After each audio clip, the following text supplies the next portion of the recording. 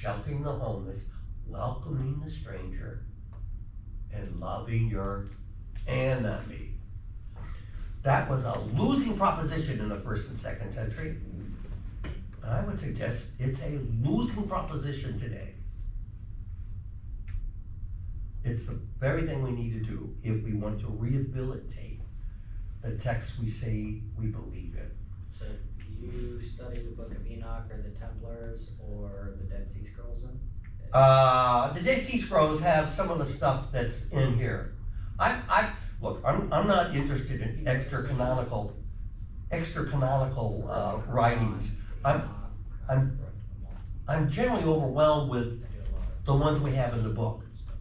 The ones we have in the book is enough for me right now because I'm overwhelmed by it. Plus, it's supposed to be the canon, and it's what we get to. And this is why this is one of the Catholic things about me.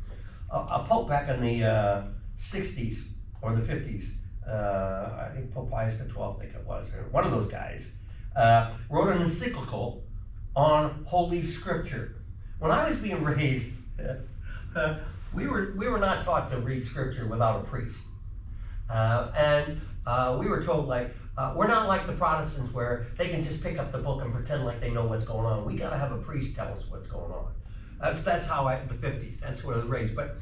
But when I was studying to be a priest, this encyclical said to Catholic theologians, from now on, Catholic scripture scholars can use the same tools that Protestants are using to study the text, the anthropology, archaeology, the new science of literary studies, to study the text and to help us upgrade our understanding of the text, because for Catholics, the text is what we call the normative book that each generation must embrace. And as you embrace it in your generation, it will help you get back to the original energy of being a follower of Jesus, which is basically you're the church and the text hits you every generation and you have to read it and see for yourself whether you're living up to it. And it's like supposed to correct us. So if we have to change theology, we'll change theology. If we have to change how we do things, we'll change whatever we have to do, as long as we're faithful to this book. And what I've discovered is that Christians today, both in the US and in Europe, and everywhere else, more or less, are not reading the text in a way that's faithful. Now I'm going to give you a little like a visual, because I like this. This is a piece of paper. It's got black and white dots all over the place, and it forms some kind of a image. Paper, black and dot. So let's say you want to read this text, and you want to read it this way, so that when you're looking at the text, you see a rabbit. No, there's the rabbit. Yeah. You see a rabbit.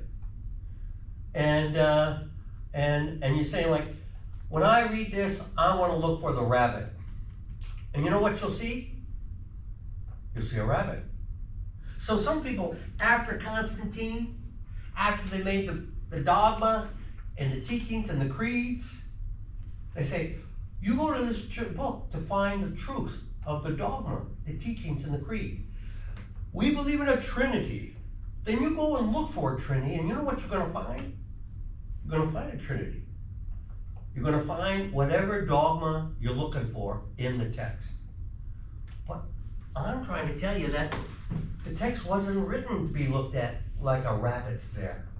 Actually, the text is written so that there's a duck we're looking for. See the eyes? The beak? There's a duck. So when you go looking for a duck, you know what you're going to find in the text? You're going to find a duck. You bring the eyes to the text, and the eyes you bring tell you what you're going to see. And the original book was not about dogma, was not about creed, was not about the virginity of Mary. The original book was written for discipleship. People who were part of the New Testament weren't trying to prove whether God existed or not. That was not an issue to them. It was obvious God existed because the empires existed. And the religions of their day were all religions that were about war, about wealth, and about how they fit into empire. The text of the New Testament is not about finding God in a religion. It's about following a guy who says, this is what it means to be fully human and fully in sync with the divine. Yes? So have you read the Quran then? I've read parts of the Quran. You know what? It refers to Jesus as a prophet, Islam, and it refers to him a lot as well. So it's very similar. Very similar. And you know, let's give the Quran the benefit of hindsight. They came on the scene after the failure of Judaism because it was destroyed. And by you get time to the 600s, Christianity was already polluted by wealth, war, and empire. And they have no understanding of any crucified Christ that had any meaning other than salvation. Jesus died for myself. I mean, this personal salvation thing, that's not a big thing in the first century. They weren't looking for personal salvation. We do, and we find it in the book because we're looking for it. But this book was written about discipleship, about people who were losers in a war in which their whole culture was being destroyed. And they were saying, we're different because we're going to bring God to the world and follow him, no longer tethered to any one land, tethered to any one temple, tethered to any one priesthood. Those are all incidental to a disciple who says, bring a heaven on earth. That's our role. And it isn't about teaching dogma and telling people you got to believe this way. It's about how you act with human beings in a way in which you're seeking the hungry, seeking the homeless, seeking the stranger. I mean, if the world didn't have homeless, hungry, strangers, then there wouldn't be a lot of work to do. But if you're not looking to do the works of mercy after you read this book to prove that you're part of the crowd, you're misreading the whole thing. And you're following, I don't know, following a duck and not a rabbit. Texts aren't neutral. They only become real when we bring our eyes to it and our biases to it. And we don't read things neutrally. We read them with biases. And we have to really be aware of those. And the reason why... It's like the book of Job. Huh? It's like the book of Job. You look at God being basically putting him through everything and showing Job being this perfect follower, but then at the same point in time, you can also look at it as the devil was literally the entire time tempting God to continue to cause hardship on this guy just to prove a point. Yeah, now, this is really good, because Job's one of my favorite books too, because I match Job with the literary world of, let's say, Saturday Night Live, because that's how it works. That's how this is. Saturday Night Live, you know, it's a skit. It's a funny skit, really. I mean, it's an outrageous skit, because how's it open? Do you know the opening scenes of Job? God is in heaven. The devil's up there with him, and they're chanting.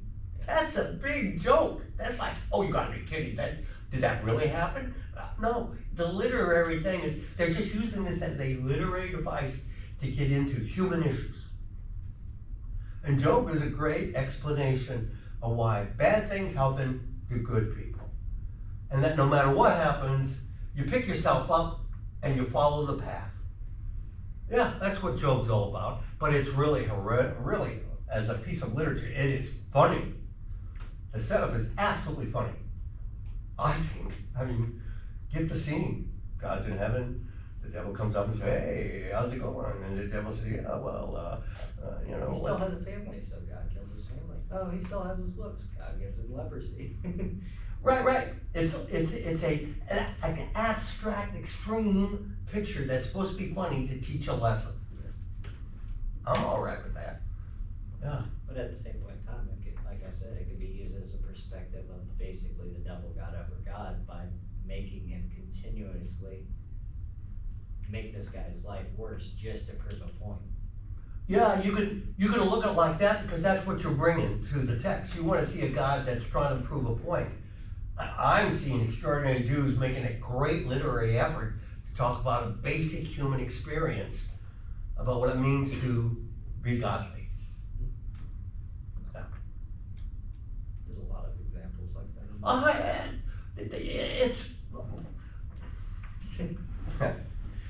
This book is amazing. I've read it a couple times. Cool. Because it's like, the way to read scripture, the three most important lessons to reading scripture are the same three most important things has to do with real estate. Location, location, location. So this book was started, the writings were started during, my scholars tell me that the first texts were written when Israel became a nation and a city and a temple. During Saul, David, what's his name? After David, his son, Solomon, and then the division of the kingdoms. You gotta know your history here. That's when Jews actually started writing. And that's when, like, the historical books, the kingly books, Kings 1 and 2, Samuel 1 and 2, those were the very first texts written. And why do I say that? Well, that was the